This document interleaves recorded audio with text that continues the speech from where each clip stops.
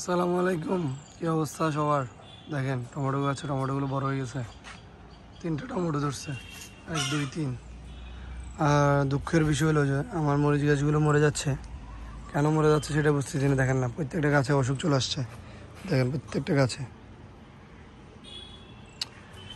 যেটা লাস্ট বোম্বাই মরিচ গাছ আনছে সেটাতে ফুল আসতেছে, কিন্তু গাছ ওইটারও একই অবস্থা, রোগে ধরে গেছে।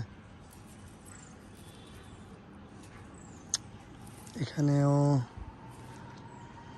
কী কারণে এরকম হচ্ছে সেটাই তো বুঝতেছি না।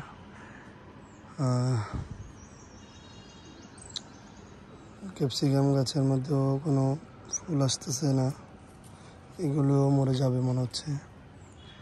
কষ্ট করে গাছগুলো আনলাম, কিন্তু এগুলো এরকম হয়ে যাওয়ার কারণটা কি বুঝতেছি না।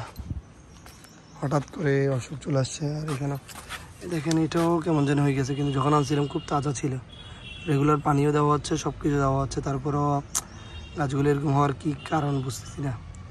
এত কষ্ট করে এত শখ করে গাছগুলো লাগাইলাম, প্রত্যেকটা মরিচ গাছে যেগুলো আমাদের আগে ছিল সেগুলো সেম। সুন্দর একটা পেঁপে গাছ উঠছে,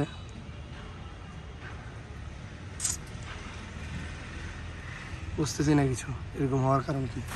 তো শখ করে গাছগুলো লাগাইছে। এটা বোম্বাই মরিচ একটা, এই গাছটার দাম 80 টাকা। এই গাছটার দাম, এটার আগা ভেঙে যাচ্ছে মুরগি।